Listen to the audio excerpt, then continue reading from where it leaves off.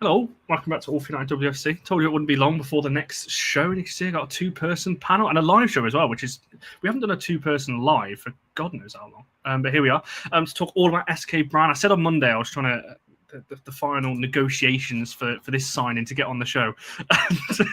We're trying to lock in. Phil was always the first choice for this one, who I wanted for this particular show, and I'm so glad that he's joining me. It's been a long time, Phil. I can't remember the last time you were on. I think it was actually Chelsea when we lost last season, 1-0 down at Kingsmeadow was the last time you were on. It was me, you and Barry, so that was last October. So it's been quite a while. So how are you doing over there in Sweden? Magnificent. I was just remembering that, there's been so many games played and so many things have happened and players in and players out and the women's Euros and all sorts of stuff going on there. So it's great to be back on. It's great to see so many people popping into the chat already saying they're looking forward to this one, and we better give them value for money, Con. Absolutely. I'm sure as we go through it, we're going to pick up some positives. There's a lot to talk about as well. Obviously, we're going to mainly talk about SK Brann, what to expect from them, for, I guess, a bit more of an introduction into them for people who maybe haven't watched them before and all those kind of things, and a little bit on United as well, and what to expect from United's point of view going into this game as well. So firstly, Phil, I'll just ask your, I guess, initial thoughts on the tie itself. When you saw that drawn last week, I think most United fans are pretty happy with this one. I think, no disrespect to SK Brann, I think it was probably the draw that United fans wanted. But what's your just initial thoughts on this tie overall? My initial thoughts actually were that this is not the greatest draw for United. Of all the teams that United could have got out of that draw, I looked at Brann and I went, I don't know about that. Now, it makes for an intriguing game, Connor, because Brann are a very, very good football team. They're a very, very well-run club. They have gotten here, there's a reason that they're sort of at the top in Norway at the moment.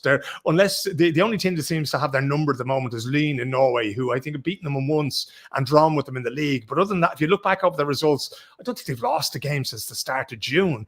And then they also came through two very, very tough European tests. Now, Braga aren't the best team in Portugal, but they're not bad at all. And then they beat Inter. And this is an Inter Milan team that spent a lot of money, a lot of international players, a lot of good players have come and gone in there. So I don't think it's a brilliant draw for United. I don't think it's going to be a walk in the park.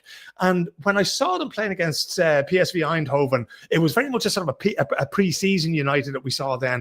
And then they played against Hammarby. And the people I spoke to at Hammarby, because obviously that game took place here in Stockholm where I live, and the Hammarby players in particular weren't as impressed with United as they sort of expected to be. Sometimes when you come up against that level, obviously Hammarby played in the group stage of the Champions League last year against St. Pölten, Manchester City and Barcelona, so they're used to a good level of opposition.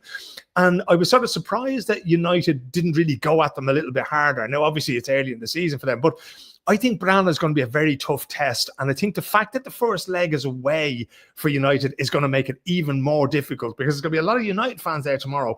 But Bedion, which is where Brann is based, that's a huge, huge footballing town. And a lot of those people are going to be behind their girls tomorrow night. Well, that's not a great start. I thought you were going to big up United and tell us how United are going to win. That's not the start I was expecting, but there we go. I do agree on the first two games, actually. Well, they were in our pre-season window, essentially. I think we certainly looked a lot sharper at the weekend against Leicester. And the squad is still very thin.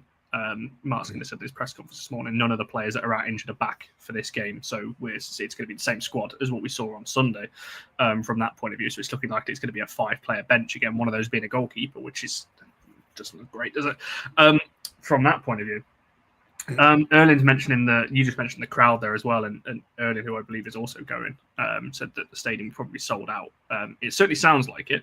I think between around 14,000, 15,000 was the last figure I had, so I would imagine it's going to be pretty sold out. But I would expect some United fans dotted around in the home end as well.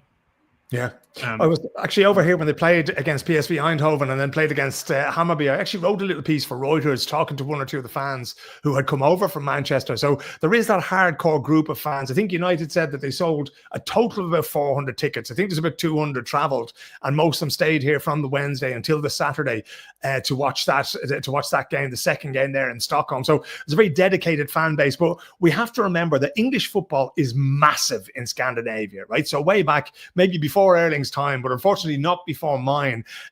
English football was bought in by the state broadcasters over here, some of the broadcasters in the late 60s and the early 70s. And that's literally how Scandinavia got through its winter, was watching big English clubs like Manchester United, like Liverpool. I mean, you'll find people my age who are still fans of QPR and Leeds, who were big fans from back then. And now that that's sort of extended into the women's game, women's football has always been huge in Norway, but it's really between sort of, you know, Norway, Sweden, the USA, Germany. These countries have always taken it very seriously. So there's a big interest there. And SK Brann as a women's team, they were, until very recently, about 5 years ago or so, they were called Sandviken. And then that team was brought in gradually under the SK Brann umbrella. So Brann Bergen, as the men's team would have been known back in the day, they were extremely popular. It's like football is an absolutely huge thing in that part of Norway. So to have that team in there, I think the first year that they were under the SK Brann banner, if you will, I think they might have won a league and cup double. Therese Åsland was there.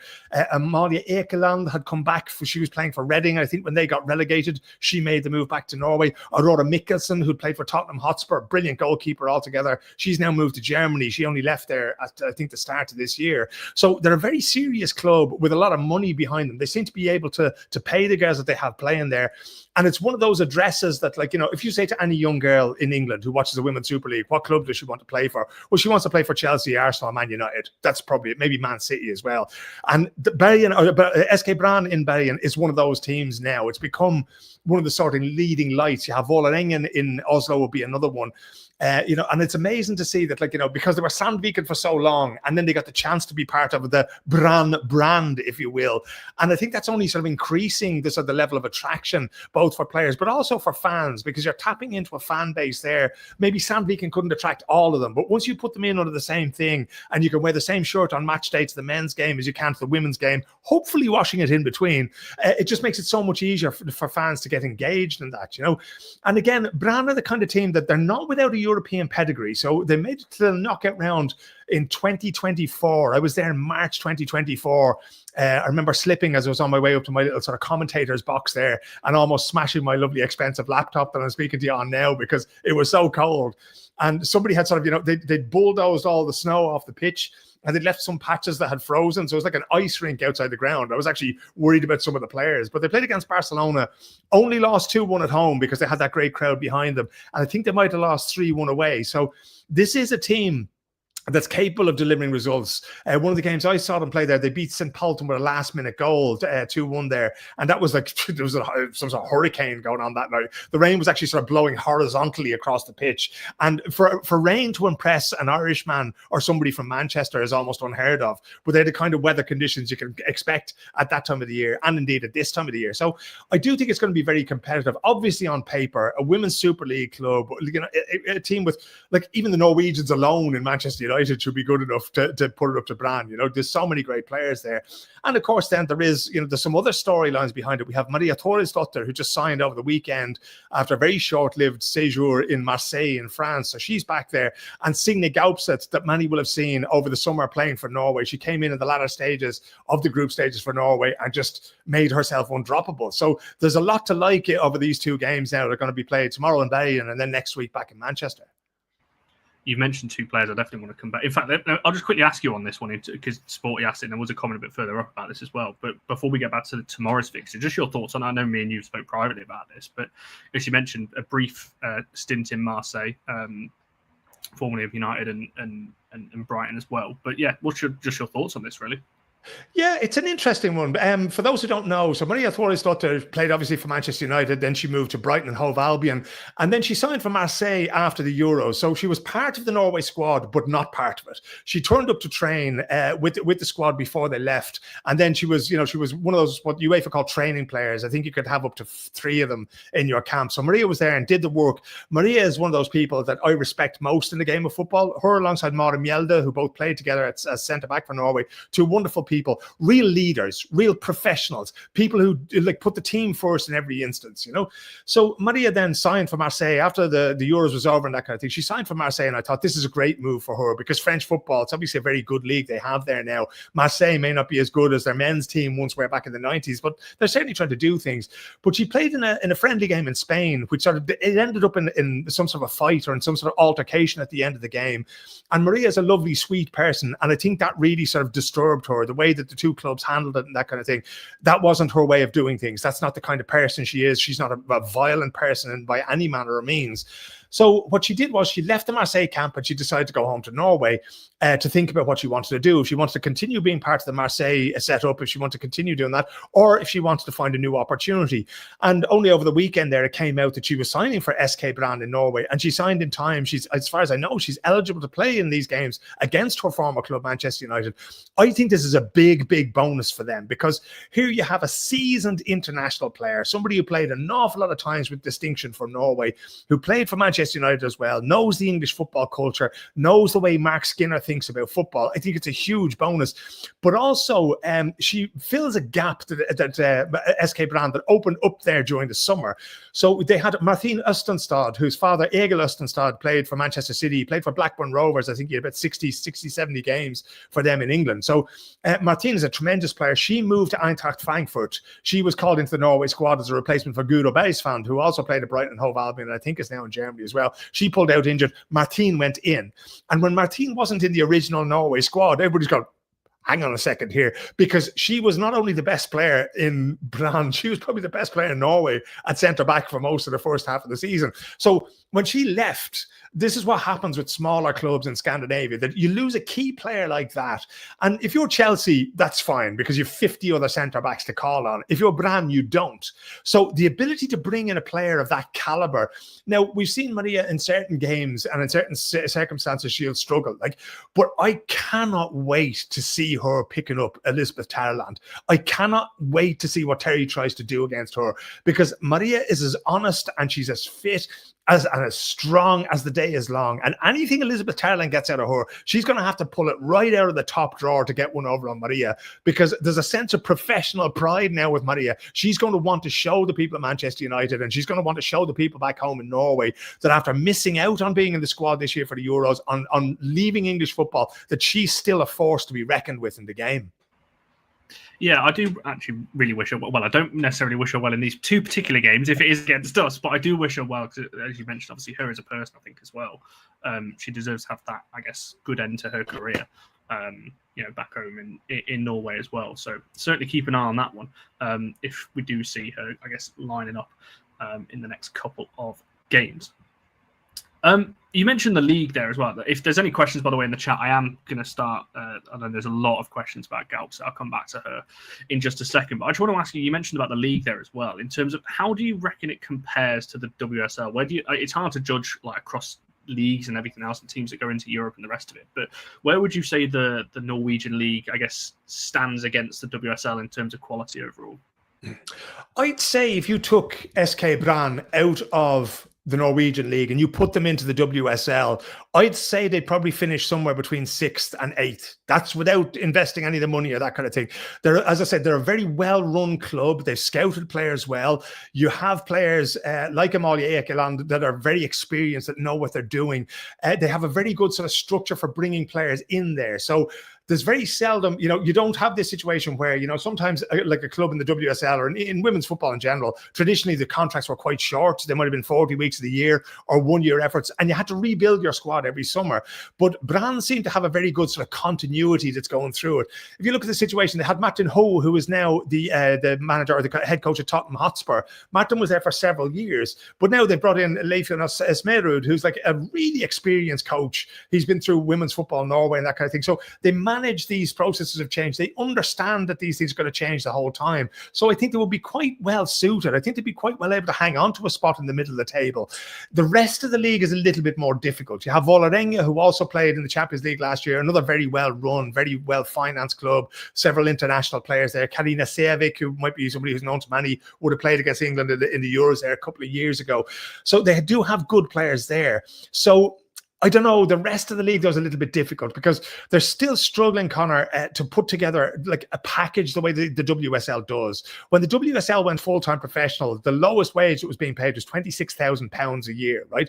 Which in Norwegian football, still a lot of money for the clubs further down the hierarchy. Not a whole lot of clubs would be able to play that, or be able to pay that. So what they tend to do is the girls tend to top that up then with studies. So they will study in the university in Bergen or in the university in Oslo or in Trondheim or somewhere like that. In Bodø, where I've been several times to see football as well.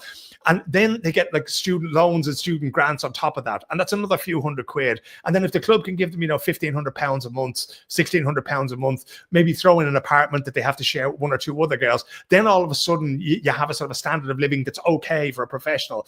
You wouldn't really get that anymore in the WSL. Maybe with Leicester, that kind of thing, you might have a huge amount of money, but they still have to pay that base rate. So that's really what's stopping them. And it's the same thing really in Sweden and across Denmark and that as well, that right now they're going to struggle to compete to pay the full-time wages that could be paid. Obviously at the top end of things, when contracts are signed here at Djurgården, at Hammarby, at BK Häcken in Western Sweden, there's a lot of money going to some of those players. A lot of those girls, Katinka Tanbay, who just signed for Tottenham Hotspur now, she would have been on a fair chunk of change now at Hammarby. But again, that's where they would have problems competing. It's not so much on the field that they have problems competing as off the field. And of course, there's no way. When Manchester United were over here, there was some amount of support staff, and there was a social media team and photographers, and there was people looking after all sorts. I met a nice chap from Belfast in Northern Ireland who was part of the team operations, who was helping them out. So the clubs here just don't have that, and even, if you take Bodø Glimt up in Northern Norway, who are going to be playing in the Men's Champions League,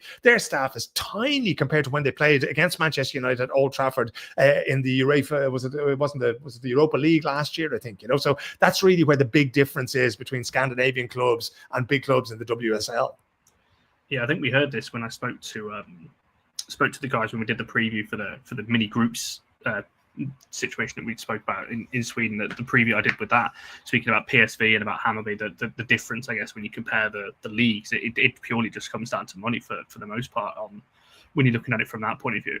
I'm going to ask you about Gaupset then, because everyone in the chat is asking about her, or they were earlier on. There's a lot of questions just about whether we think she's going to stay and all those kind of things. That's something that we spoke about before we came live and everything else. But yeah, just your thoughts on her, I guess, overall as a player. There's a reason we chose her for the thumbnail and everything else, as you say, kind of is probably one of the, I would say, when it gets to January, one of the hottest prospects around that clubs will be looking at. I'm sure of that, or at the very least when it gets to next summer as well. But what have you made of her, I guess, as a player, and also what can you see happening in the future for her? Well, it's amazing. There's actually a United connection here as well. For any United fans who are watching, I hope you know your history, because we're going to go a little bit deep on this one here, right? I think I first saw her play about 3 years ago. And an awful lot of the good players, or the great players, the players who want to be great in the game, you hear about them before you actually see them, right? So I remember people in Molde in Norway telling me about Erling Haaland, who's now plays for Manchester City and scored 5 goals for Norway last night. And they told me about him. And then I asked, is that Alfie Haaland's son? And they went, yeah. And I was going, there's no chance. His dad was brutal, But somebody said it to me about Signe Gaupset, and I was thinking, okay. And they told me, no, this kid, you've got to watch this kid. You have to keep an eye on her. And I went, okay. And I went over to Bayern to see her play. And the thing that struck me the most, and this is going to sound a little bit weird now because none of us have ever seen him play, but what she reminded me of was what Duncan Edwards used to be at Manchester United back in the 50s. When people spoke about Duncan Edwards, who died in the Munich air disaster, he was this enormous physical package that had it all in terms of football. All anybody could talk about back then was how he was going to be the greatest player in the world. And the first time I saw Signe, it struck me that this is the kind of player that people were talking about him as. Now, for me to make a comparison between a male player and a female player almost never happens, right? To me, they're two different games. We never make that comparison. But it just struck me instantaneously when I saw her play that this must have been what they meant, because this kid has it all, Connor. She has strength. She has vision. She has technique. She has a left foot. She has a right foot. But most of all, she has an instinct to try to do the right thing in every situation, right? And players like that, sometimes you have to sort of hold them. You have to, okay, you can't let them off the leash because they'll just go, they'll go bonkers on you, and they'll end up running sort of down a rabbit hole and you never see them again, right? Signe Gaupset is not one of those players, because as good as she is with her feet, she's just as smart upstairs. And of course, then she went to the Euros this year. She had to be part of the squad. There was absolutely no chance that she wasn't going to be part of the squad. I think by the time the Euros knocked around, she'd scored 10 or 11 league goals in the first half of the season for Brann at that stage, right? And like goal scoring was always the thing. She was always, she'd get the end of a few kind of thing, quite a good finisher. But I always thought she didn't score enough. But by Christ, she started doing it this year. And I thought, okay, so here's her thing now. But she started on the bench because obviously in the Norway senior women's team, you have Ade Hegerberg, you have Caroline Grom Hansen, you have Guro Leiten, you have all these wonderful players. You have Elizabeth Terland from Manchester United as well. You have all these wonderful attacking players. Where do you put a 19-year-old, a 20-year-old, unproven player in that? And of course, then in their final group game, when Norway were already qualified, they brought her off the bench at halftime in their second game. And I think in the third game then against Iceland, she just went mad. And she scored 2 goals and she had 2 assists. And the whole world just went, okay, so what do we do now? And Gemma Granger, Gemma's a lovely, lovely person altogether, but, can be a little bit on the conservative side when it comes to, picking her teams, that kind of thing. Doesn't want to lose games in the first hand. And that's a great thing to do when you're dealing with a country of the size and status of Norway, that kind of thing. But I think that if she had thrown Signe into the deep end there, and it doesn't matter what headlines you get and what abuse you get and that kind of thing, but Signe made herself undroppable in that Norwegian team. And I wouldn't imagine the poor El Gemma the Norway coach has had a decent night's sleep for the last 2 months since the tournament started, because she simply has to find a way to accommodate this kid. And that's what we're going to see now tomorrow night. The only thing that stands in her way is if she starts to overthink the game of football, she will destroy herself, right? If she starts to second guess herself when she gets on the ball, because ultimately the only way I can describe her for those who haven't seen her is she's a street footballer. She goes out there and she does what she has to do to get by her defender, to put that ball in the back of the net, or to help somebody else put that ball in the back of the net. And as long as she can do that and do it instinctively, do it without thinking, without burdening herself and that. And I spoke to her over the summer several times about it, and she was going, I don't think, I have no problem sleeping. It doesn't matter to me if the coach tells me I'm playing, if I'm starting, I'm on the bench. I just go in, I just do my thing. And that, as long as she can keep on doing that. Now, the more this goes on, the longer this goes on, the more pressure is going to come with it. We've seen so many young players who've broken through and they're fine until all of a sudden, I would imagine Mark Skinner's probably sitting there tonight with his X's and O's and writing on his iPad, trying to work out what he wants to do with her. And that's fine because she'll be able to deal with that. But the moment that starts to get too much, when you start to send 2 defenders towards her, but again, I'd rate her, Johanna Rytting Connery, the Chelsea winger, plays for Sweden as well. She was saying that wingers like them or attacking players like them, they take it as a badge of honor when you send 2 players to defend against them. And also the smarter ones will see the second one coming and all of a sudden they'll realize the space is somewhere else. If I can find that space, well then I've done what I need to do. And that, once Signe has that sort of clocked and once that clicks for her, I think she's going to be absolutely amazing altogether. Now, for Manchester United, as I really hope they've done their homework on this kid, because she is incredible. That ability, her first step with the ball, her ability to drop the shoulder and just go with somebody. It's going to be difficult now for no matter who Manchester. She usually plays off to the left if she has the opportunity and cuts in on her right foot. Her left foot is fine. She can cross, she can shoot, she can finish, she can head, and she can set up other people. So she's definitely one to watch now tomorrow night. And I really hope I haven't oversold it, but she is definitely one. And not only that, but I think we're going to be watching her for 10 or 15 years to come. Certainly going to be interesting to see her career path, and sport is definitely in there with the. I'd love to add her to Scandi FC. We've got quite a lot of Scandis. I'm going to ask you about that in a second. At United these days, I remember years ago, me and you doing a show 3-4 years ago saying we need more Scandinavians at United, and then now all of a sudden we've got loads. I think I was calling them Scanchester United when I was texting you on WhatsApp the other day, and I stand by that. And I do think that, I mean, just a little bit sort of inside baseball, but I know that Brann all summer long have been fielding calls about Signe Gaupset, and they got her to sign a contract there a little while ago just to extend it because they know she's going to go. The longer the contract that they have for her, the more money they can get. And as we've seen recently with London City Lionesses, we've seen it with Chelsea, we've seen it with Arsenal, we've seen it happening on the continent as well. Transfer fees are starting to get ridiculous. When Pernilla Harder signed for Chelsea for £330,000, we all almost lost our minds. I think we were on the channel talking about it back then. And now that's not seen as being anything at all. So it's up £1 million.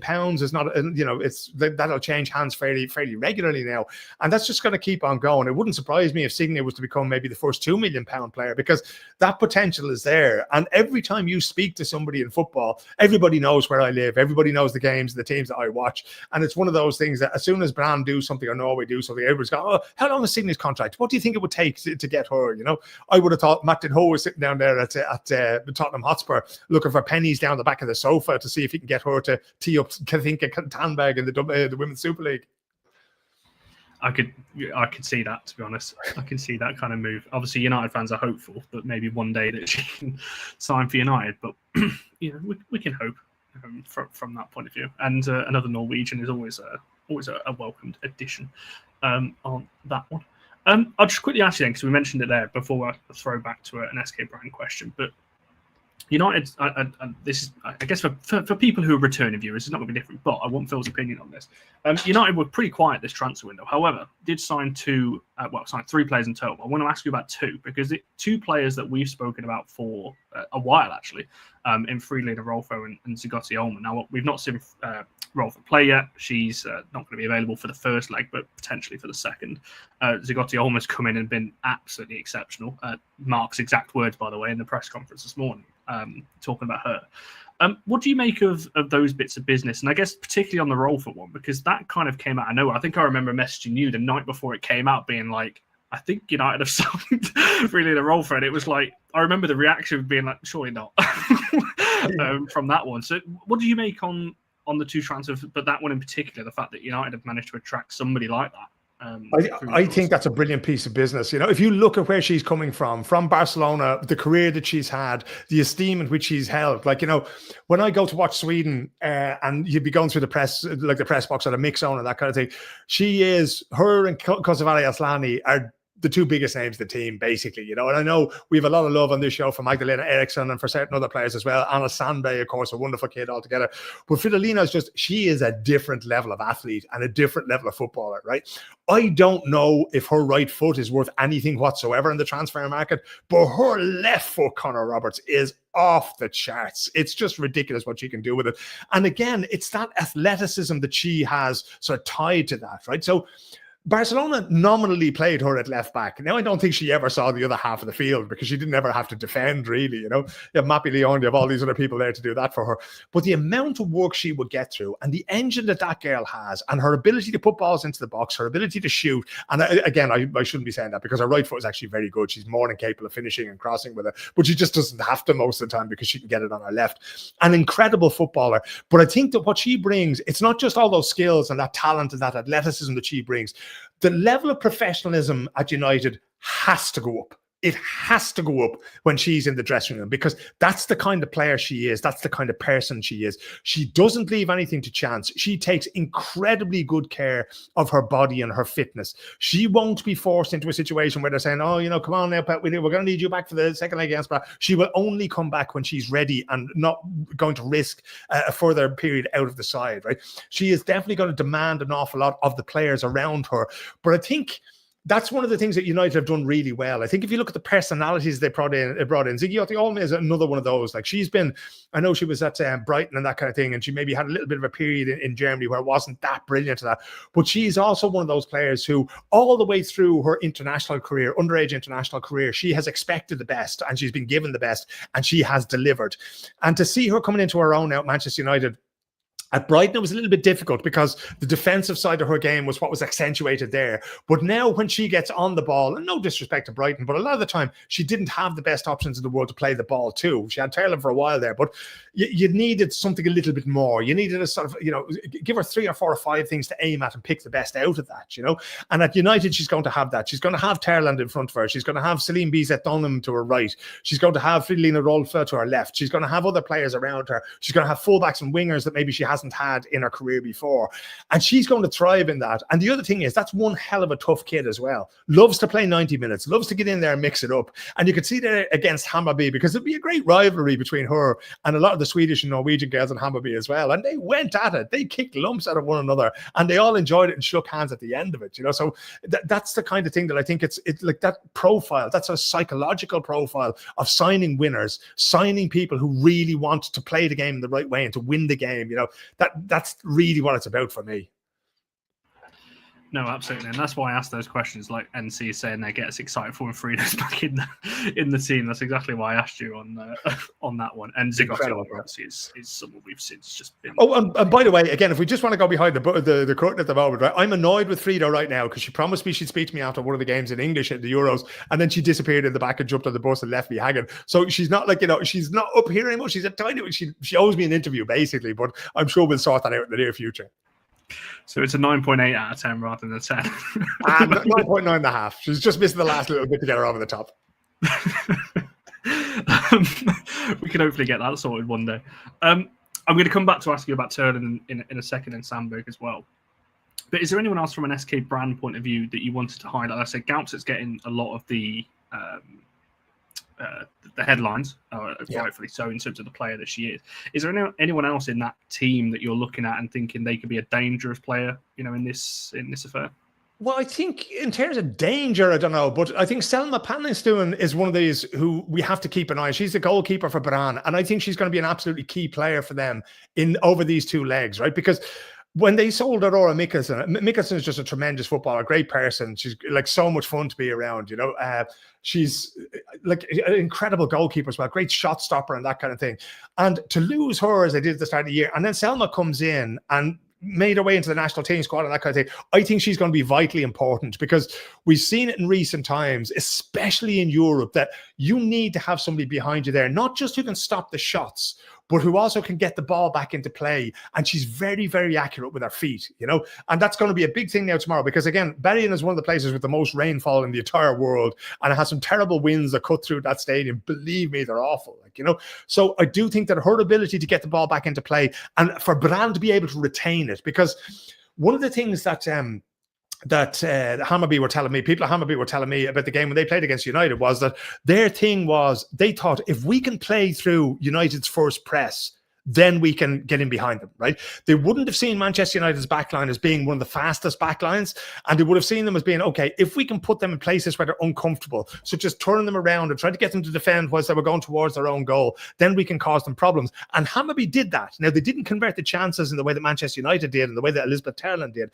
And I think Panningstoon is going to be absolutely key to doing that, getting the ball into play quickly, chipping that ball to the wings or to the fullbacks to just wipe out the press of Terland and the other forwards and attacking players coming in behind her. So I think she's going to be absolutely key. Maybe not as much tomorrow, but definitely when it comes to the second leg, if they have anything to play for whatsoever, her getting that ball into dangerous areas for Brann very quickly, that's going to be key for me. No, absolutely. I think it's not someone that I can comment on, but Erling has put a couple of names in the chat as well, which let me just bring the second one up as well. Talking about from a goal threat point of view as well. So yeah, a couple of players there. It's a very Norwegian team, which you'd expect. Most Swedish teams are as well. From that point of view, that 90% of the side are from the National League, I guess, that they're playing. But it's an interesting outfit. I think you mentioned about the second leg being away for Brann, obviously home for United. I actually prefer it that way around from a United point of view. The fact that we can.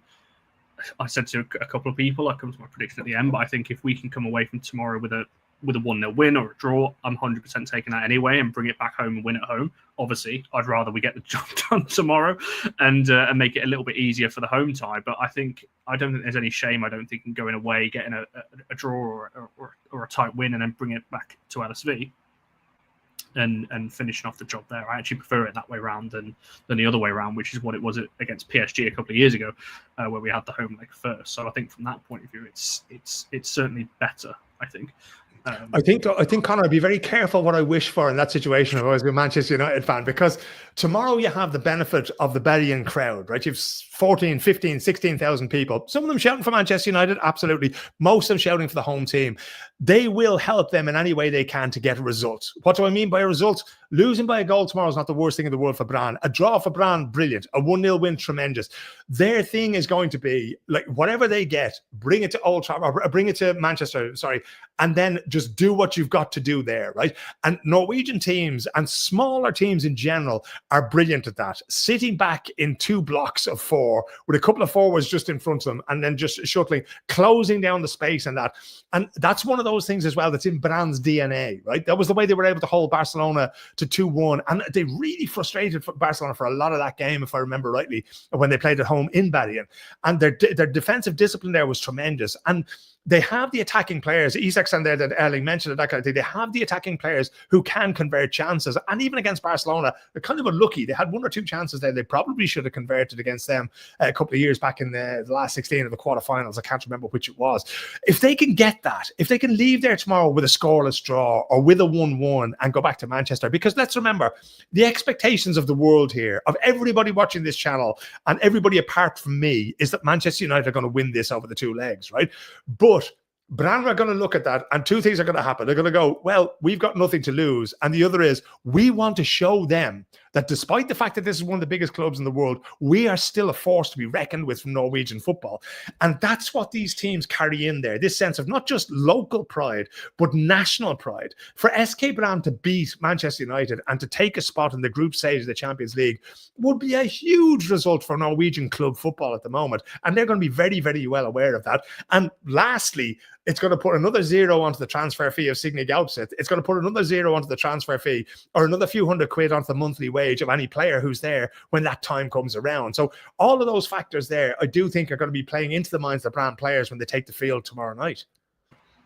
Yeah, I think that's a fair point. And obviously you mentioned this is not a in SK Brann, they're not a new side to the Champions League. It's a well seasoned as well, coming up against the tough sides like you mentioned, Barcelona and so on. I think there's a couple of comments in the chat talking about the the Brann backline and so on. I think Tyler has made a good point that Jess Park will be key to unlocking it as well. Coming off, I would imagine she's coming off the bench tomorrow. I would imagine it's going to be an unchanged team from United's point of view from the one we saw on Sunday.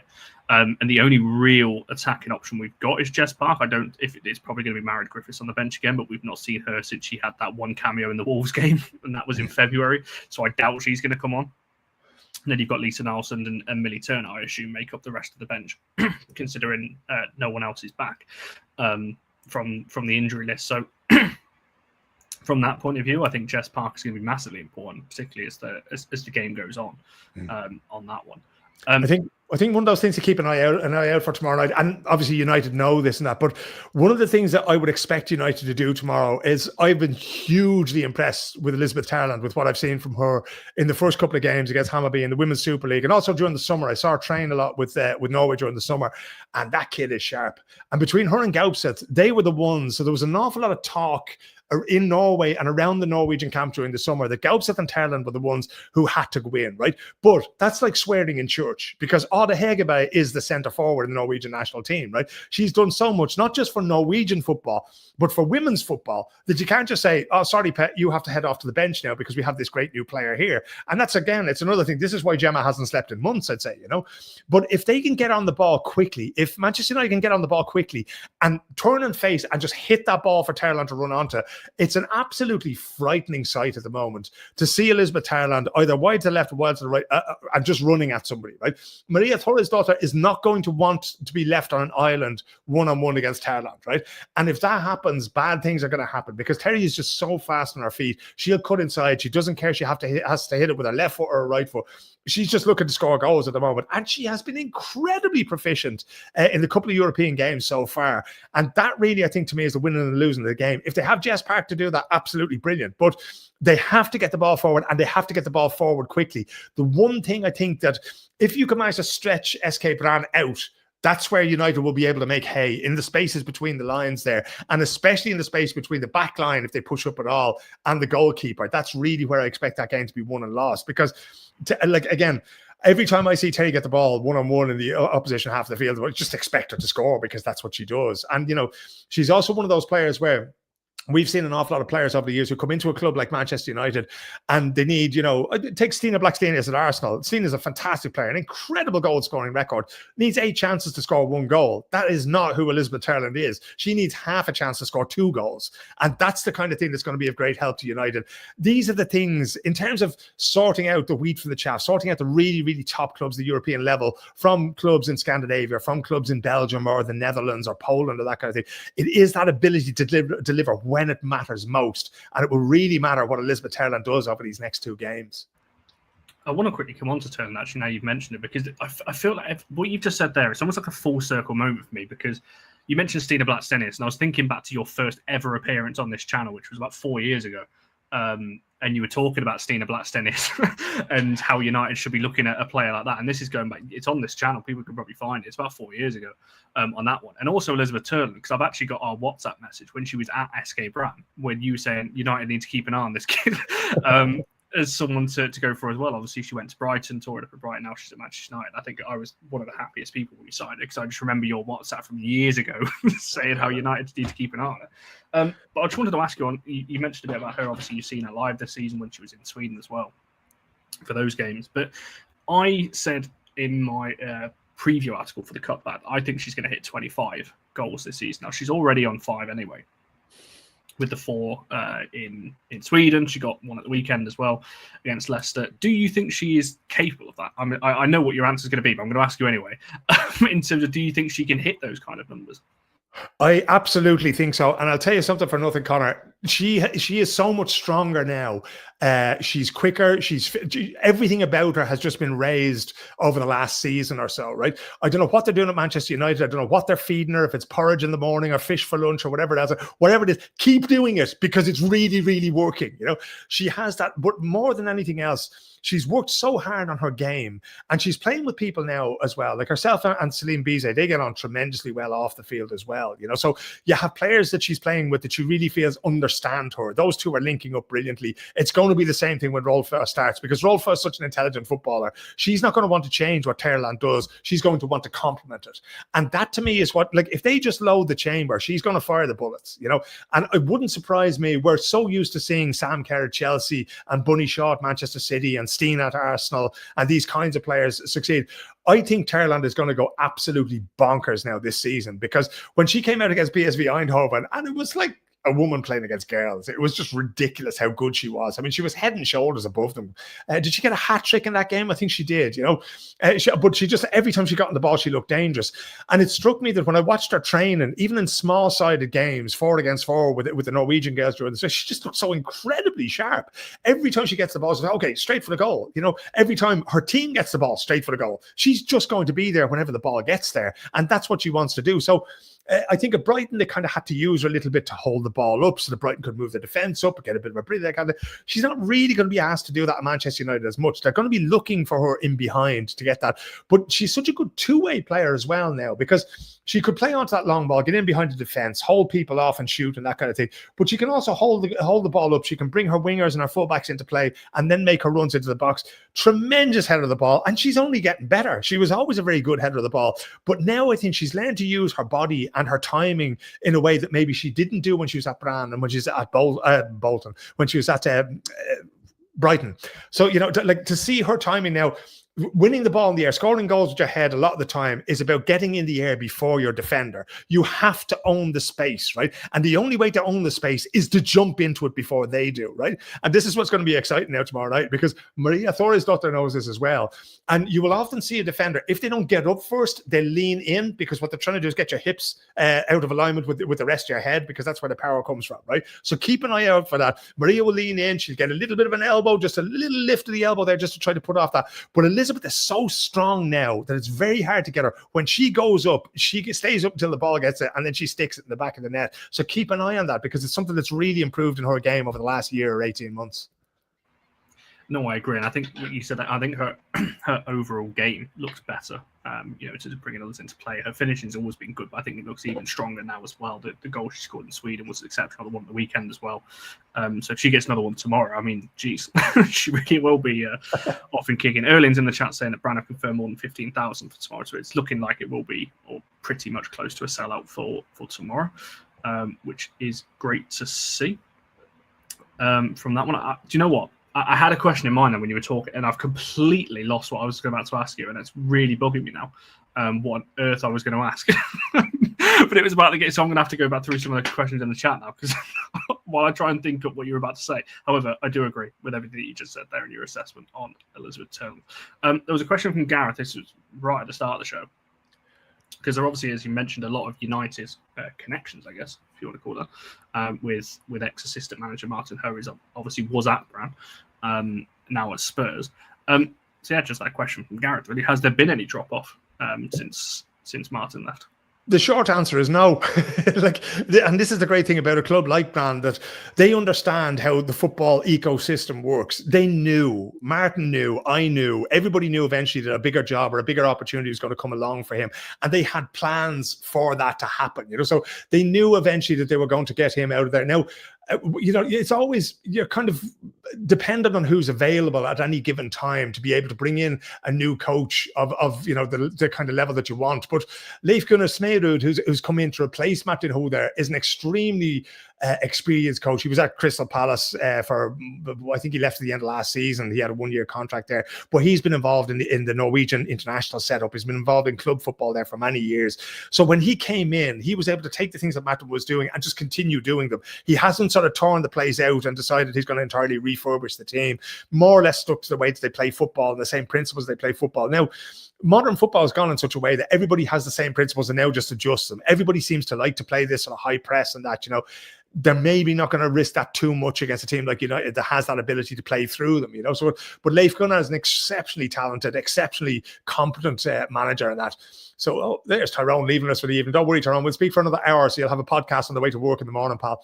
But yeah, Leif Gunnar's going to do a brilliant thing there. And that really is the strength of clubs like this. So that, when somebody leaves a national or an international setup, they look around and they go, okay, Peter Gerhardsson, the Sweden coach, said that he was going to stand down.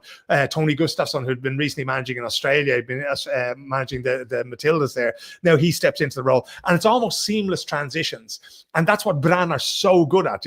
Now they got lucky. When Martin Østenstad was sold during the summer there to Eintracht Frankfurt, that did leave a gap in the defence. And now all of a sudden, Maria Thorisdottir is there, and they went okay, and they got in touch with her agent, and they've got her in instead. So some of it is by accident. Most of it, though, is by design. So I wouldn't say there's been any fall off at all, Gareth. And I do think that that's one of the great strengths of a club like Brann, is this ability to plan for the future and to take whoever's available and just sort of integrate them into what already works very well indeed.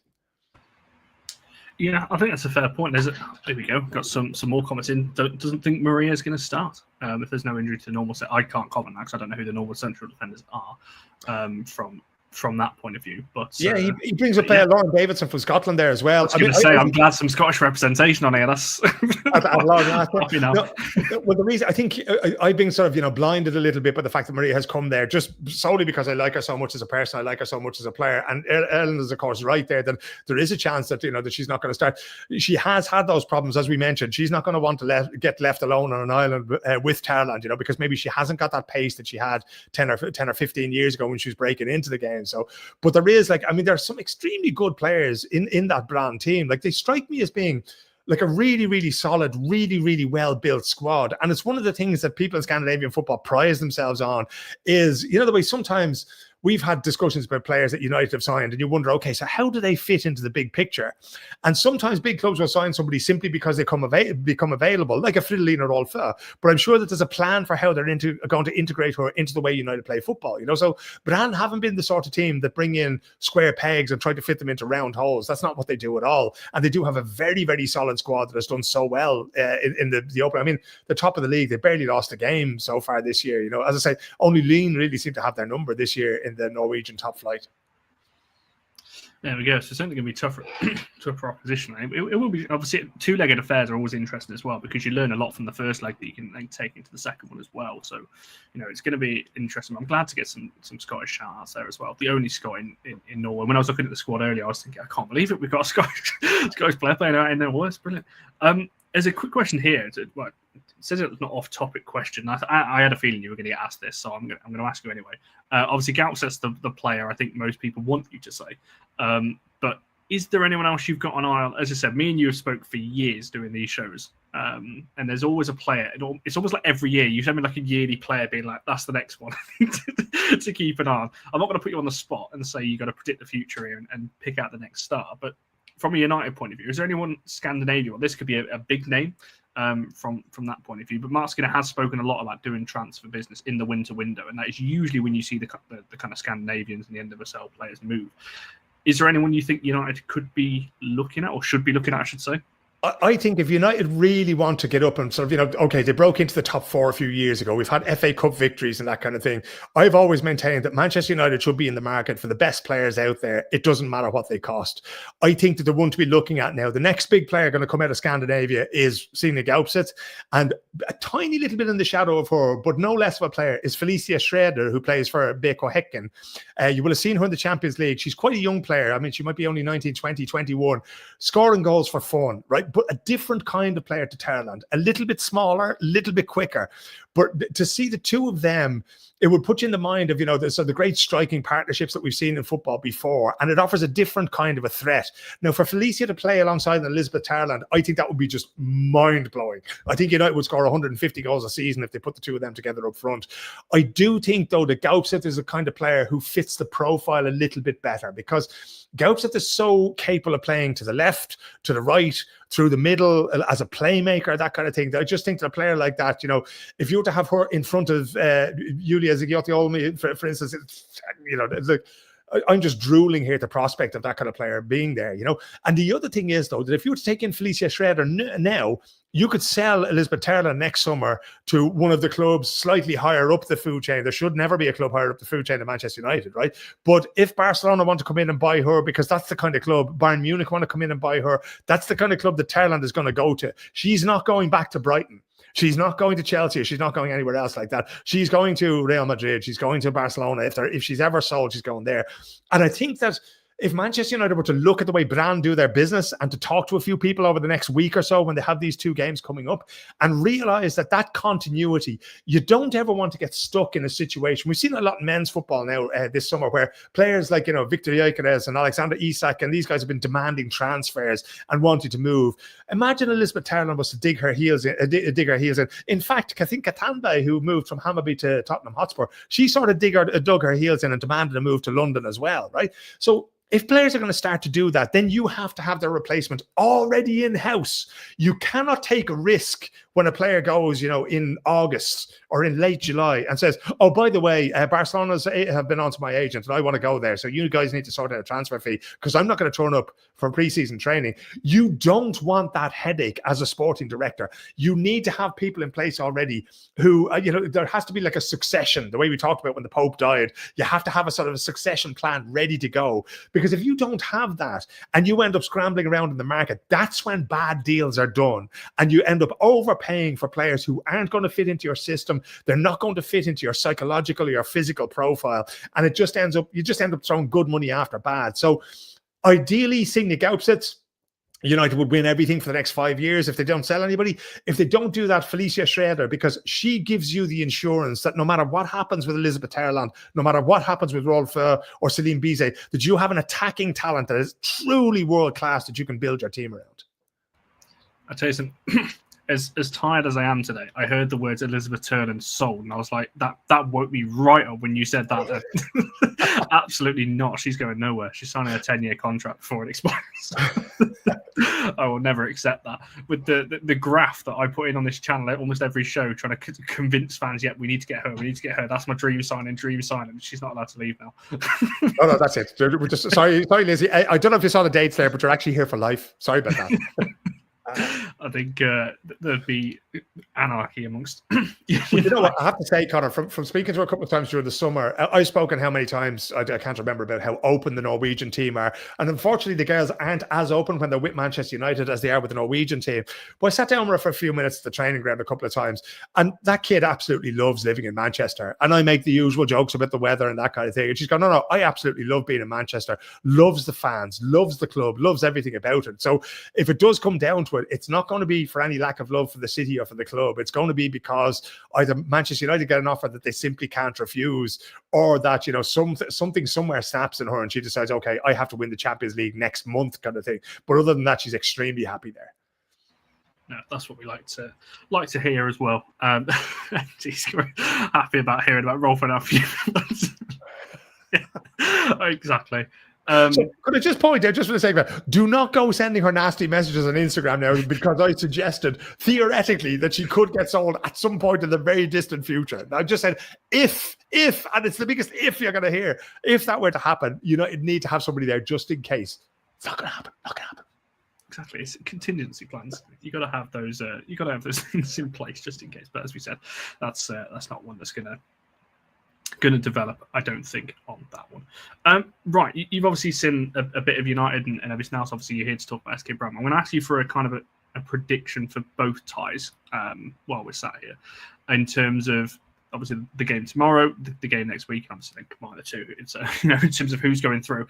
What are your, if you want to put it out there, your predictions for the games in terms of where are you hanging your hat, so to speak, on this one?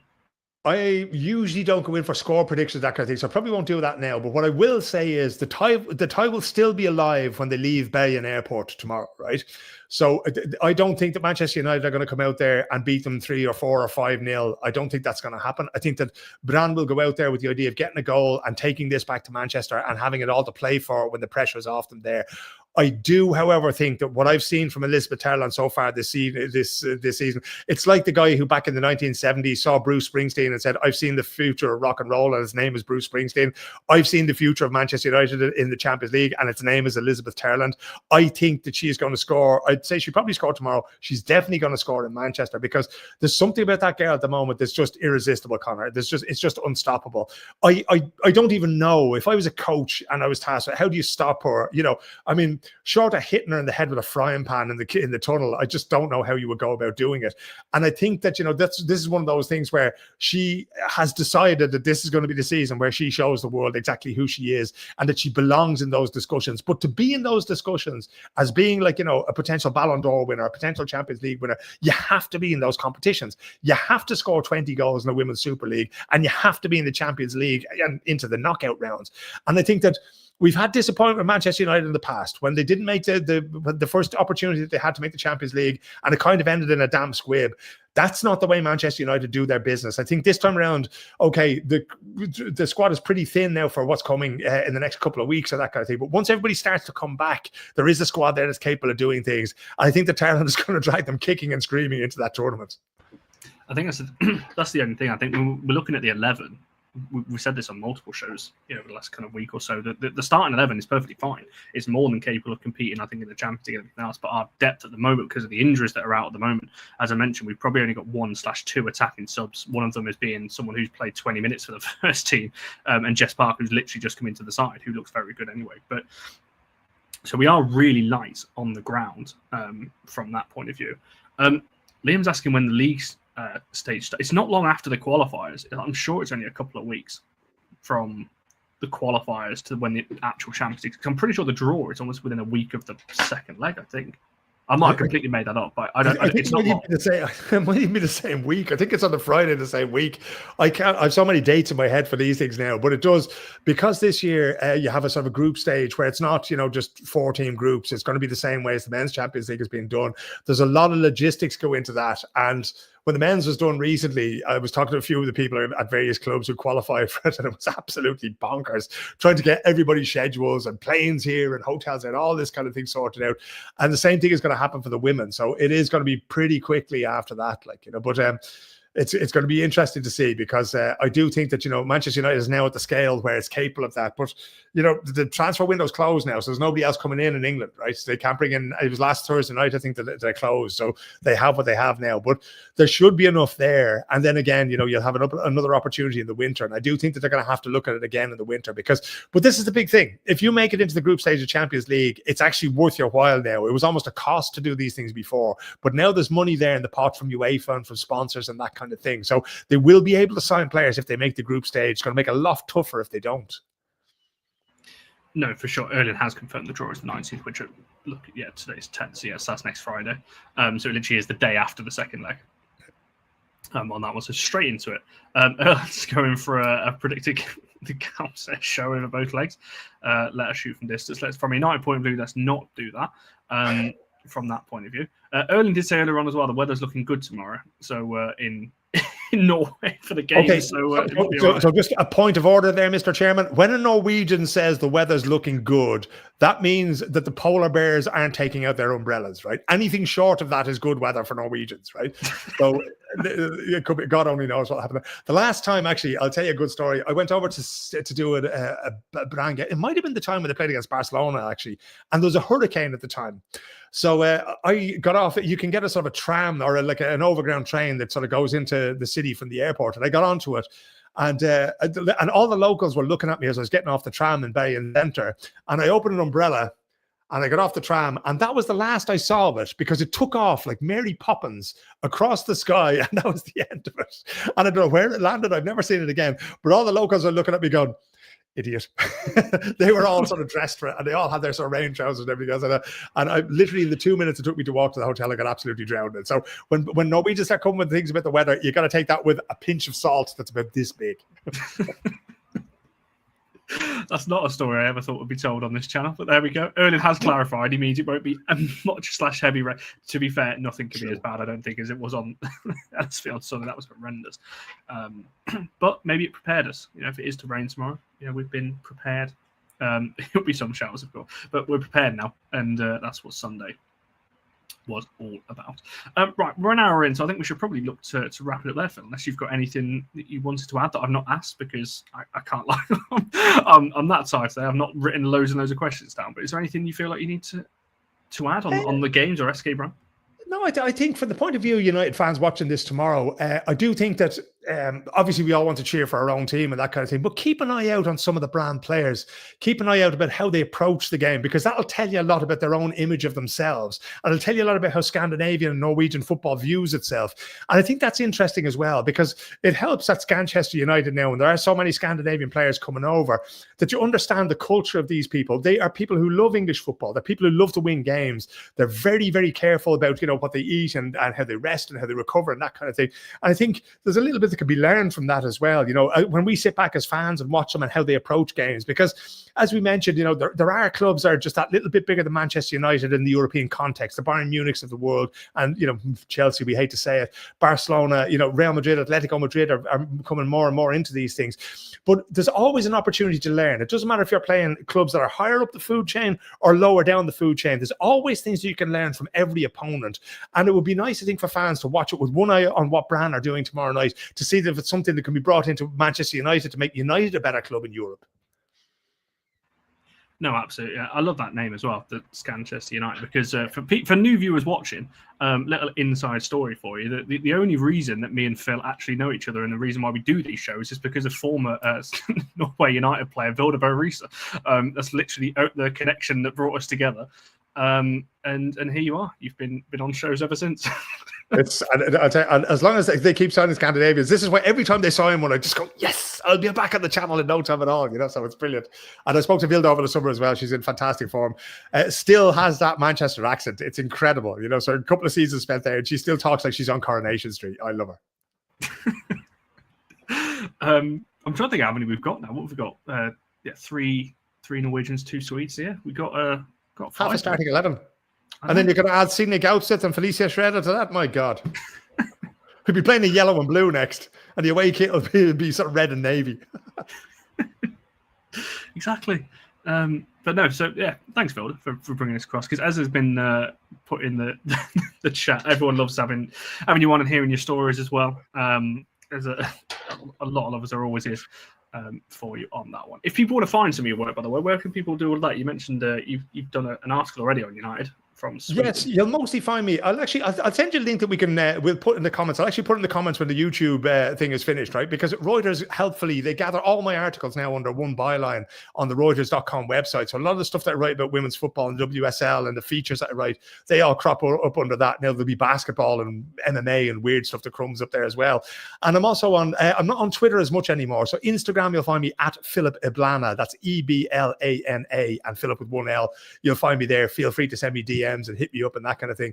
And then you'll find me on Blue Sky as well at Philip O'Connor, because Twitter's just gone mental, so I can't really be there anymore, So follow me there. And of course, you'll always find me in Connor Roberts' mentions. Anywhere on the internet, you'll find me in his mentions going, oh, by the way, there's a Scandinavian that you should know about, Connor. You say that, and Kevin's just I missed one. We've got 3. Zigotti, Olma, Rolfo, and Sandberg. It was Zigotti Olma that I forgot as well. Apologies, Julia, you're watching this. So, yes, we do have 3. She won't be happy with that. Oh, she'll have that little Connor Roberts voodoo doll out now. Can't believe that. Oh, jeez. And yeah, 3 of them will be in the starting 11 potentially as well, because Sandberg kind of made that left back spot her own with Gabby George's injury. Sandberg's coming in and been absolutely brilliant. And she deserves great credit as well. Her mum passed away a little while ago, and I know that it's something that she was a very, very, or she still is very, very much a family person. And when United beat PSV Eindhoven, she went to hug her dad, and she was quite upset because her mum wasn't there to see her playing in the Champions League and that kind of thing. But she is another tremendously strong person, a lovely person altogether, and a tremendous footballer as well. So she's going to be, she's going to be a long time in that left back position for Manchester United as well.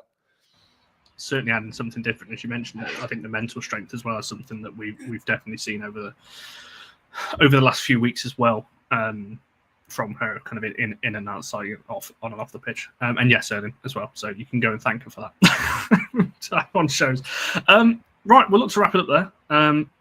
But yeah, thank you, Phil, for hopping on. I'll leave all those kind of links in the description and everything else for people to find. Our match reaction for get me words out. Our match reaction for the show will be on Friday, usual time of 7 o'clock. So come back for that one. All of our socials are All for United WFC. The Instagram, the TikTok, the X account is all for United WFC. There's some amazing work going on the TikTok, which I believe we've hit another follower milestone earlier today. So I'll go and double check that before I say what the number is. Jess is doing amazing work on that. Andrew, as I mentioned on the last show, has been doing brilliant work with the graphic side of things as well. So Instagram and X is really looking a lot better as well. So make sure you go and follow all of those. If you're new around here, make sure you're liking this video and subscribing. We'll be back on Friday. Enjoy the game all tomorrow. If you're going, enjoy it. And if you're watching on TV as well, I'm sure from a United point of view, we hope to see a win, but we shall wait and see. It's going to be a good game regardless. Have a good evening all, and we shall see you guys in the next one.